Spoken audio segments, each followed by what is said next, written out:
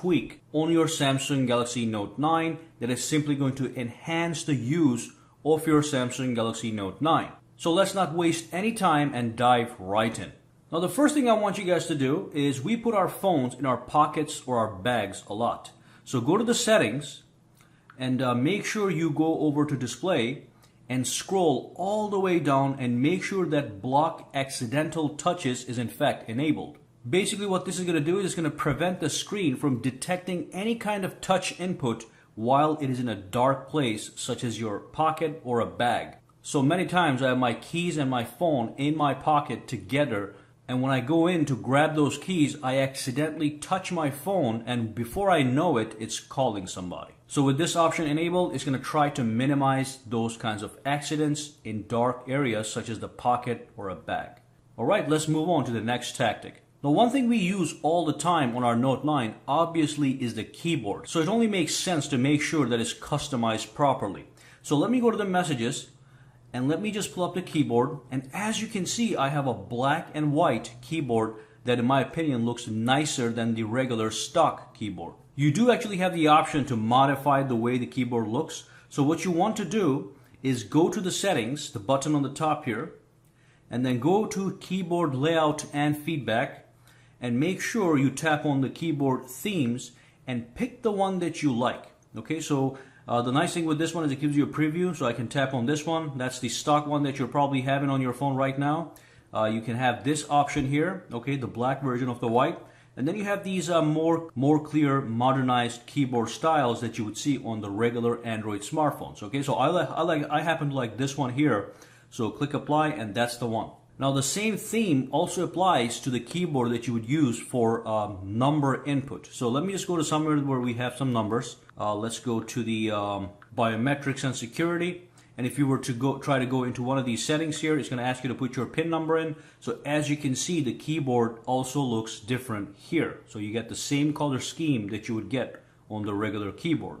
Now, next thing I want to talk about is the lock screen. So basically what I want you guys to do is if I do go to my lock screen right now, you'll see that I have a certain clock style. Okay, so what you can do is you can change that to anything that you want. Again, it's something we see all the time. So it only makes sense to modify so it looks the best at all times.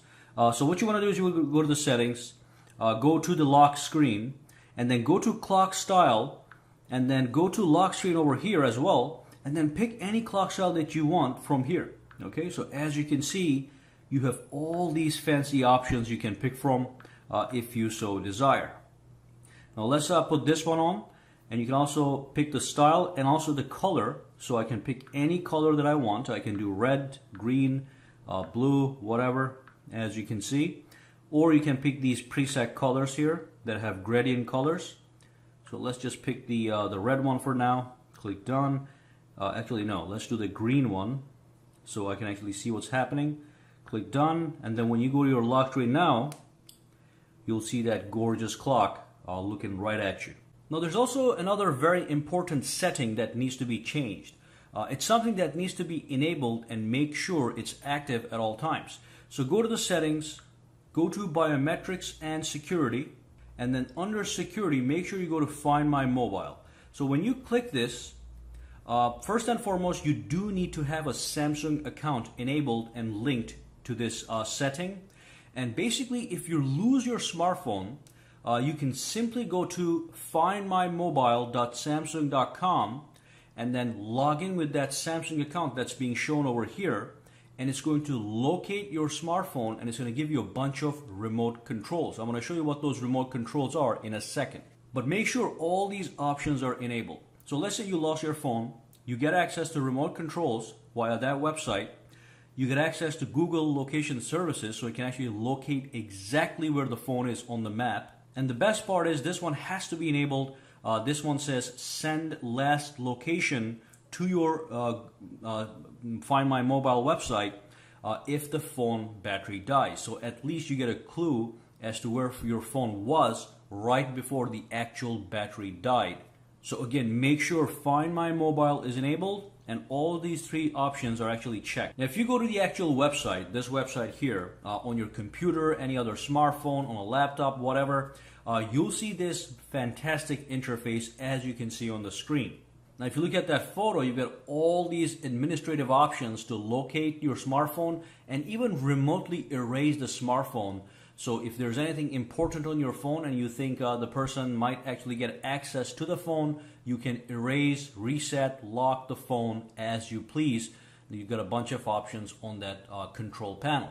All these options are very logical. For example, you can actually back up the phone before you erase it, just in case you don't lose all the important data on the actual smartphone. Alright, so one more option I'm going to show you guys. First, let me demonstrate what this next option actually eliminates.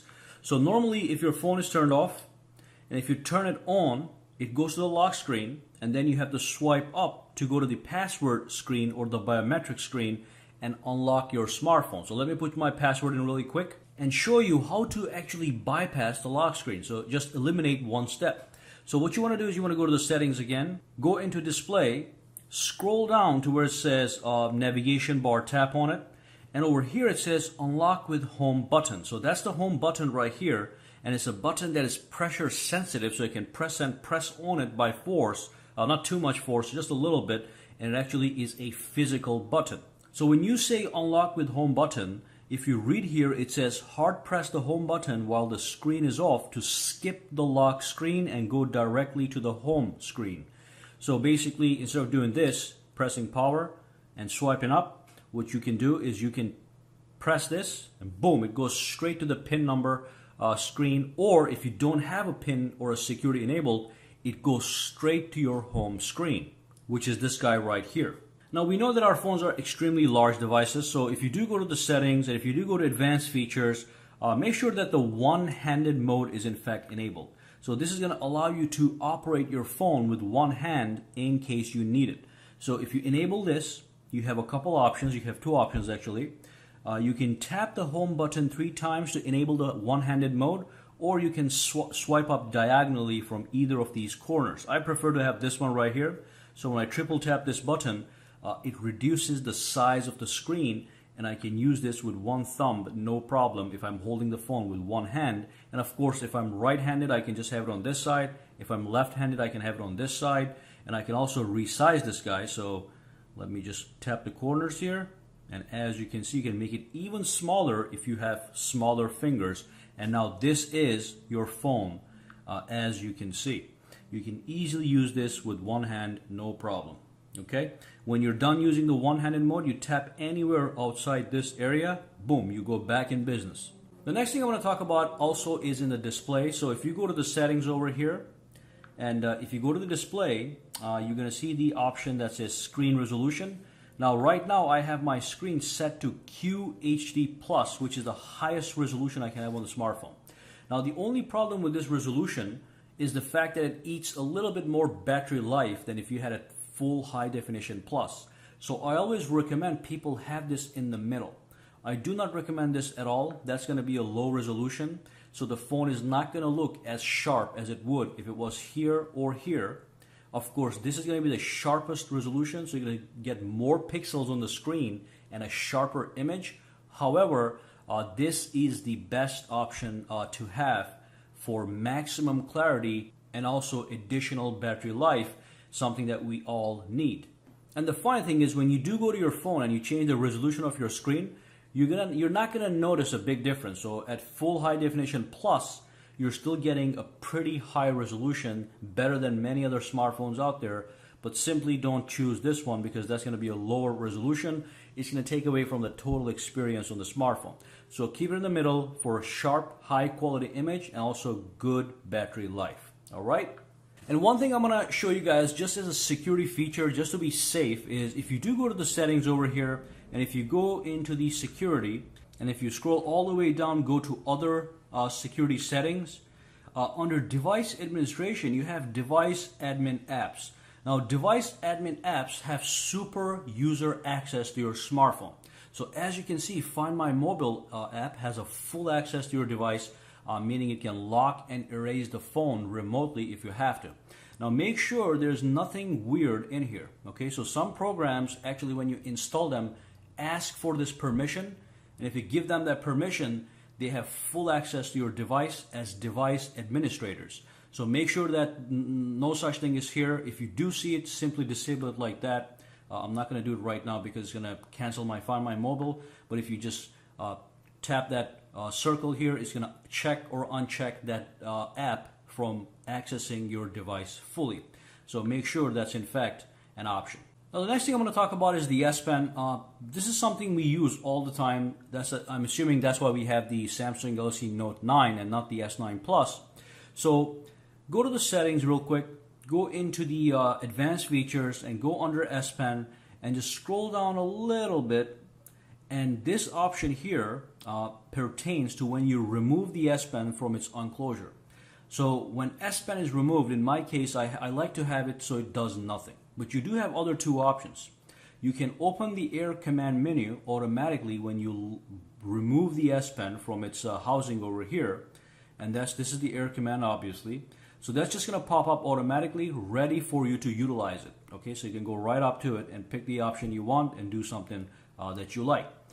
Additionally, what you can do is, let me go back to the advanced features here, S Pen, scroll down, tap on this. You can create a note. So when I pull the S Pen, every time I do it, this is what's going to happen. Not the Air Command, but it's going to actually launch this create note option, which is going to pop a note on the screen. You can write it and boom, save and move on. Okay, so in my case, I like it so when I remove the S Pen, nothing happens, so I can choose to do what I want as I remove it. Alright, so that was a final setting I wanted you guys to tweak. These are just some of the things that I noticed that I use all the time and I wanted to share it with you guys. If you do have any questions, comments, or concerns, or even any tip that you want to drop,